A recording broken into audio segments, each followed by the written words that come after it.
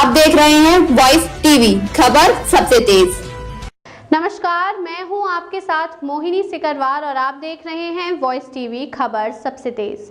जैसे जैसे कड़कती ठंड अपने शवाब पर है, ठीक उसी तरह ट्रेनों में चोरी व लूटपाट की घटनाओं को अंजाम देने वाले चोरी के गैंग भी सक्रिय हो गए हैं। इसी क्रम में जीआरपी पुलिस की बड़ी कार्यवाही में ट्रेन में चोरी करने वाले 4 बदमाशों को दबोचा। इस क्रम में आज जीआरपी पुलिस को एक बड़ी सफलता हासिल हुई है। जीआरपी द्वारा ट्रेनों में लूटपाट और चोरी करने वाले 4 बदमाशों को दबोच लिया। उनके पास से लूटपाट किए गए दर्जनों मोबाइल, पैसे और चाकू बरामद कर लिए। तो वहीं जीआरपी इंचार्ज द्वारा जानकारी देते हुए बताया कि ठंड बढ़ चुकी है।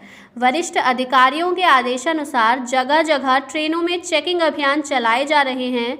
उसी क्रम में आज चेकिंग के दौरान पुलिस ने 4 लोगों को चाकू व अन्य सामानों सहित गिरफ्तार कर लिया है।